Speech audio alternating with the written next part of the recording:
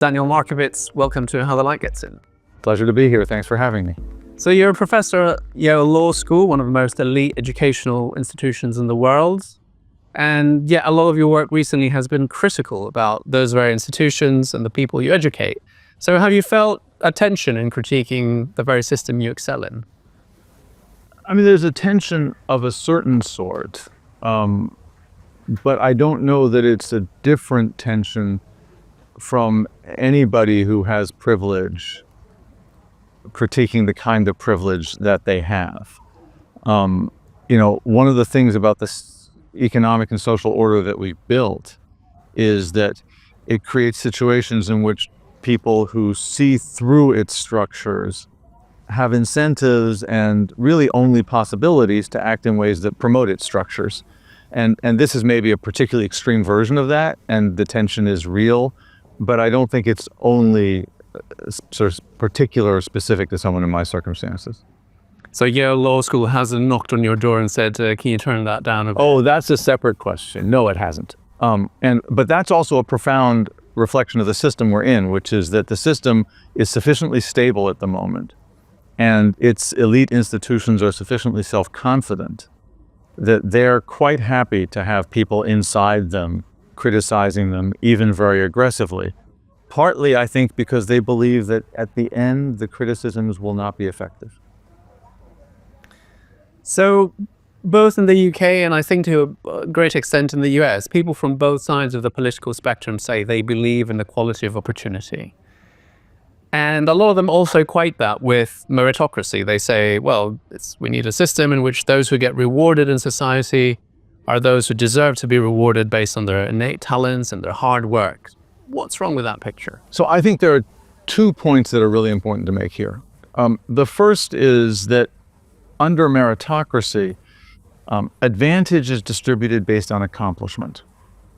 But there are 3 inputs to accomplishment: natural ability, effort, and training. And people who tend to champion meritocracy focus on natural ability and effort because they think, to my mind correctly, that natural abilities are more or less randomly distributed across the population, and even that differences in natural ability aren't debilitatingly great, and they think that anybody can put in effort. The thing they neglect is training, and training really works.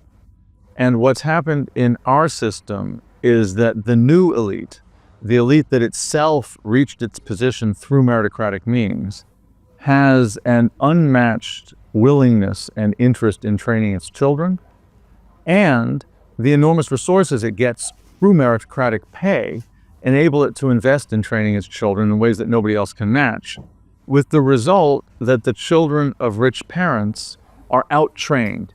And even though they don't have more natural ability and they don't have a greater propensity to put in effort, all the training that gets pushed into them is incredibly effective, and means that, for example, at an institution like mine, there are in typical recent years more children whose parents are in the top 1% of the income distribution than in the entire bottom half.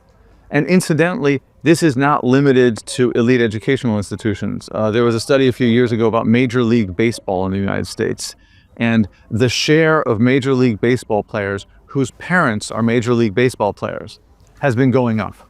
And the reason is not natural ability. The reason is it takes an enormous amount of training to be able to hit, say, a major league curveball.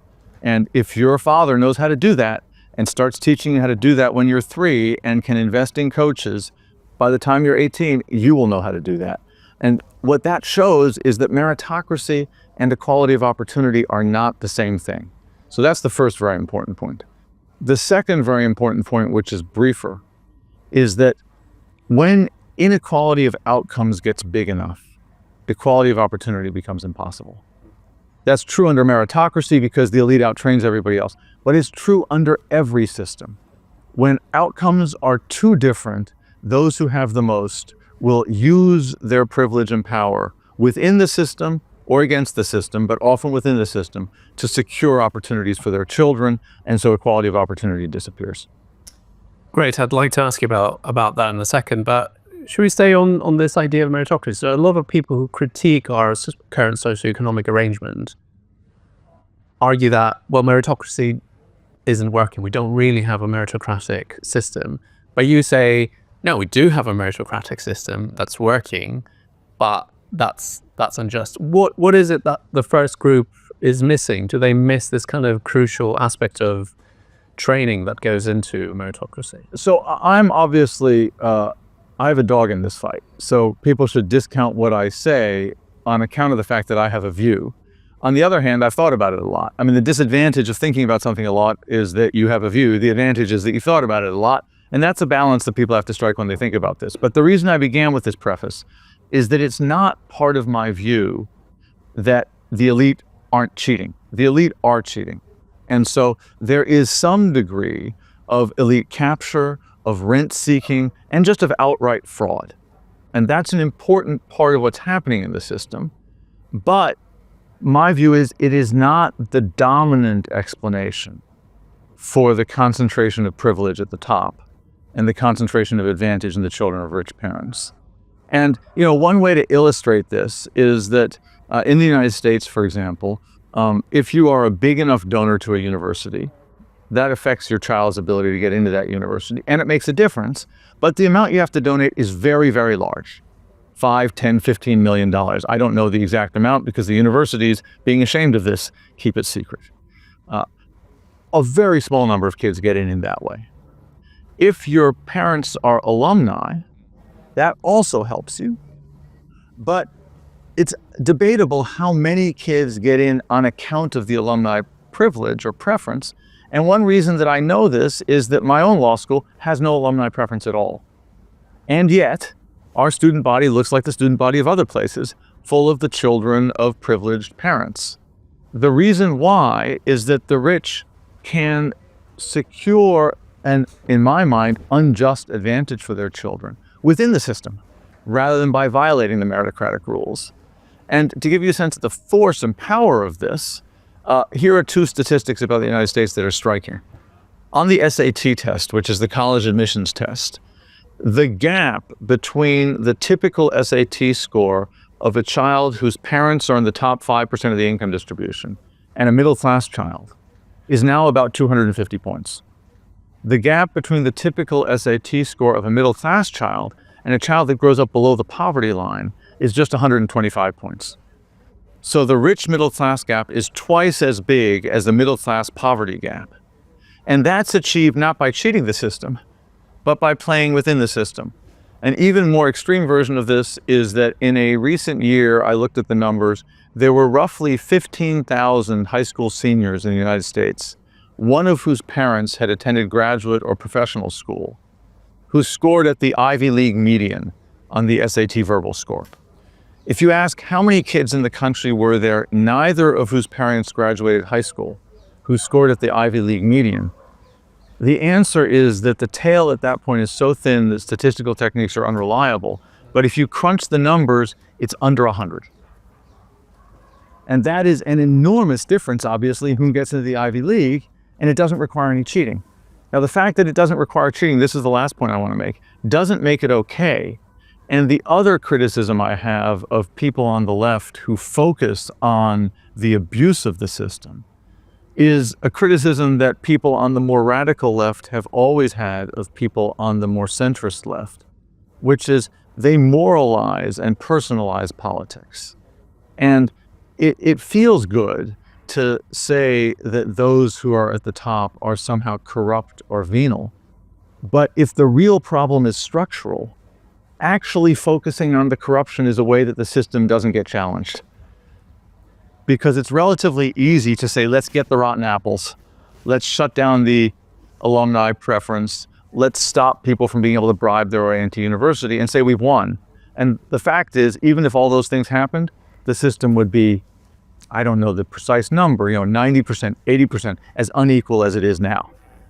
And structural change is hard. And that's what the system needs. So you mentioned earlier that this meritocratic system has produced extreme inequalities of outcome. Do you think that's inevitable? Do you think a meritocratic system always leads to extreme inequalities of outcome? So, and then a coupled sort of second question to that is, how do we make sense of the fact that, 40, 50 years ago, when perhaps we had even less of a meritocratic system, inequality of outcome was not as bad as it is today. Yeah. So a couple things. If you look across historical experiences with meritocratic systems, and this isn't the first time this has happened, right? This happened in China long ago. And one of the things that happened with the Chinese meritocratic system is that the meritocrats started getting special training for their kids, who started acing the exams that got you into the elite positions in the next generation. And in a sense, this is like the iron law of oligarchy. It just applied to meritocracy. So I think, inevitable is a powerful word. There are tendencies in this direction, and it will be a constant struggle in a meritocratic system to temper the system in such a way that its virtues can be retained without succumbing to these vices, which I take to be really bad vices. On the question of inequality 50 years ago, it's very complicated because, in the United States, for example, there was enormously more racial inequality 50 years ago than there is today. There was enormously more gender inequality 50 years ago than there is today. There was enormously more religious inequality, enormous more equality by sexual orientation or gender identity than there is today. So there have been genuinely egalitarian and emancipatory movements that have succeeded, and succeeded, not completely, but impressively and highly consequentially. There was less economic inequality. And one of the reasons why was that 50 years ago was a moment when the meritocracy was getting going, and the old elite that the meritocracy displaced was structurally unsuited to succeeding at a meritocracy. To be blunt, the old elite weren't very smart, and they weren't very hardworking. And so when elite institutions of education and elite employers started demanding smarts and hard work, the old families just couldn't keep up. They weren't inclined to keep up, they couldn't keep up. And again, in a way, this goes back to the first part of your question. The old elite had become elite in a system that was different from the new system, and so they were unsuited to it. But the new elite had won at the new system, so they're suited to it. So there's a sense in which any system for creating an elite, as it gets older and older, will tend towards a more insular elite. Mm. So some people, including John Rawls, famously, was a Harvard political philosopher, very influential in 20th century politics, argued that, well, a just society can tolerate quite a lot of inequality as long as it's making the worst off as well off as possible. And so some people have been pointing out, well, look, everyone's getting better off. Even the poor today are much better off than the poor were 50 years ago. So why worry about extreme inequality of outcome if that's the case, if everyone's being lifted at the same time? Yeah. So a couple thoughts about this. The first is that Rawls himself was actually more clear-eyed and skeptical about inequality than some of his writings or that characterization of him acknowledges. I was at a conference years ago at which he spoke on the occasion of, I don't know if it was the 25th anniversary of the publication of A Theory of Justice.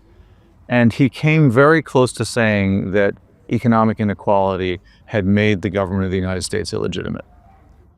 So Rawls himself saw some of this and was disturbed by it, although it didn't always come out in some of the writing. And Rawls was writing at a time when the problem wasn't quite what it is now.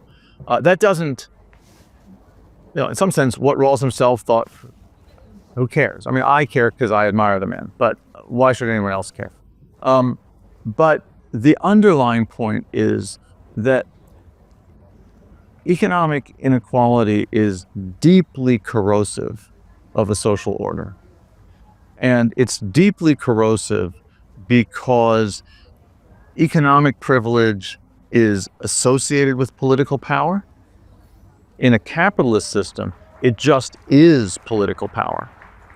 In the sense that in a capitalist system, money just is the power to commandeer the state in the service of your projects.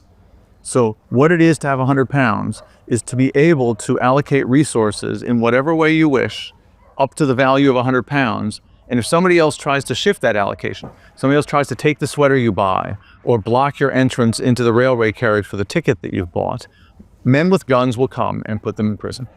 And so what rich people do is they use their money to determine what everything else happens in society. And that is bad for everyone else, even if everyone else has enough to eat and adequate shelter, because they don't have equal power. And that then plays itself out in more overtly political ways to who controls candidates for office, whose lobbying is influential. So that matters a lot. But the other way in which it matters, and this is something actually that Rawls was very sensitive to, very few people read the third part of A Theory of Justice, which is on the moral and political psychology of social stability and a just order. And Rawls there talks about the fact that the political arrangements need to be such that they produce sympathies and bonds among the citizens intergenerationally in such a way that all citizens can come to see the collective arrangement as a shared project in the common interest.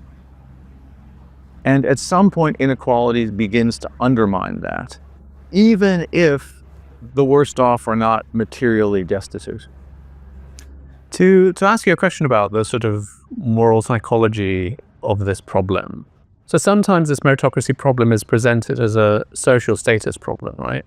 And it's presented as such because meritocracy comes with this moral ideology that those who win deserve to win, those who lose deserve to lose. It was up to them.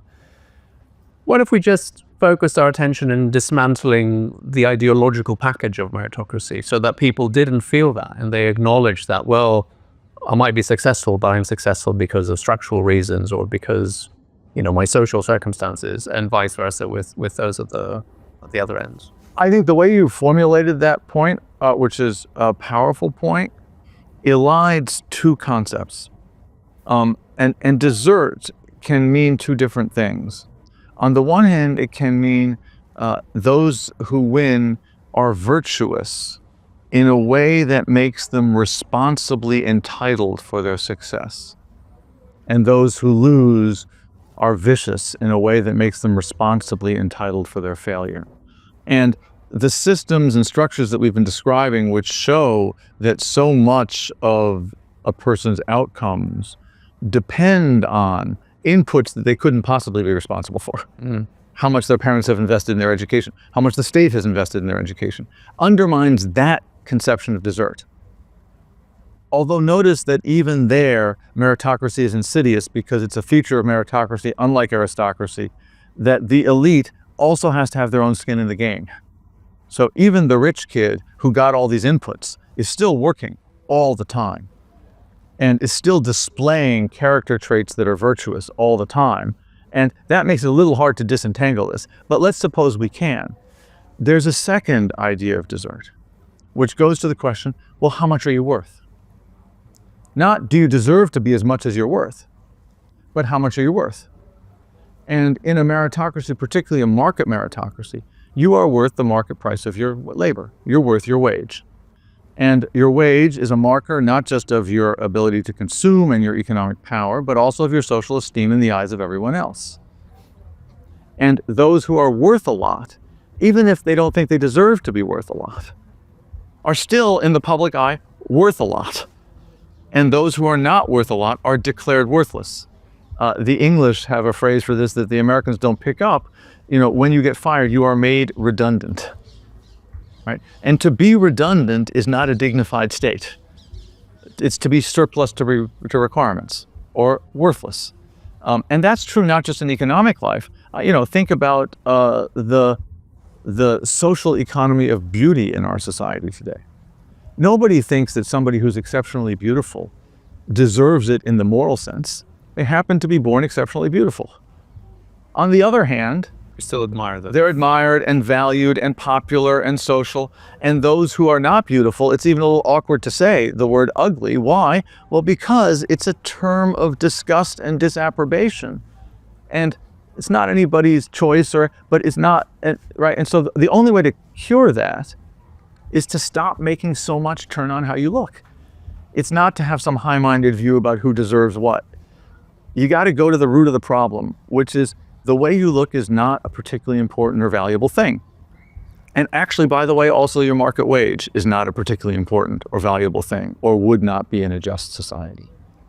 So There might be those who listen to your arguments and say, yeah, I hear all that, but what's the alternative? Meritocracy in people's minds might have come to replace something that was an even more stratified structure. We talked about the fact that 50 years ago, there were a lot more equalities based on race, gender. I would say to some extent also social class, right? I mean, back in the day, you went to Harvard or Yale probably because of social connections rather than your grades. Well, actually now I think Harvard and Yale are more socioeconomically segregated than they were in 1970. Oxford and Cambridge are not, but Harvard and Yale are. But I get the point you're making. Yeah, so the question is basically, is meritocracy just the best of bad options that we have? A maths professor of mine used to say, to reject one extreme isn't to endorse its opposite. All right. And the old, roughly speaking, aristocratic system, and it could have been an aristocracy of class, family-based, or it could have been a race aristocracy, or it could have been a gender aristocracy. But the basic point is that there is some biologically passed on identity category that is, of course, also socially constructed, but that is passed mechanically to you at birth that determines your advantage. Right? That's a terrible system. And there's no sane person would want to return to that. So what is an alternative? Well, it's helpful here to distinguish between superiority and excellence. So meritocracy emphasizes superiority.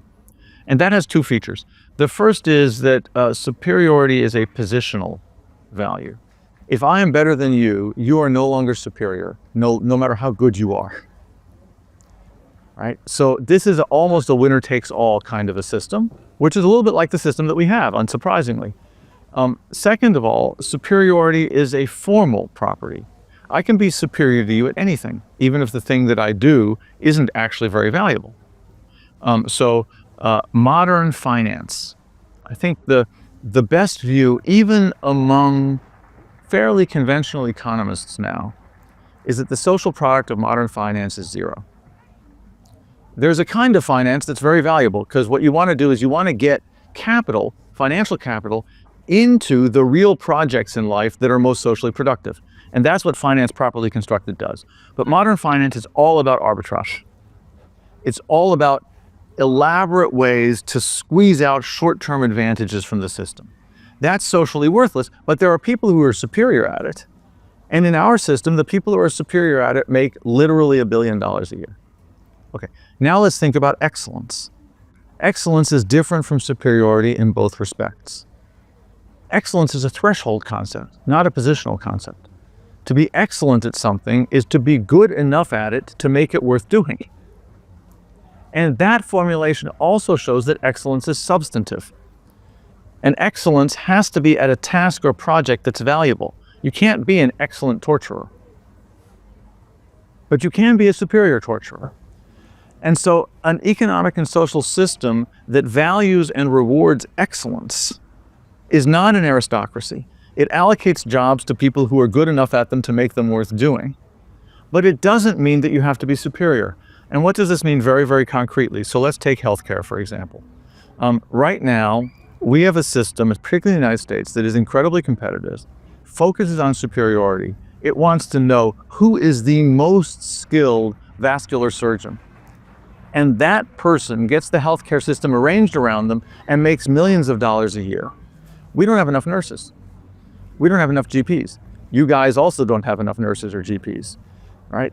And nurses and GPs have two interesting properties. The first is, if we had more nurses and GPs, we would have a healthier population.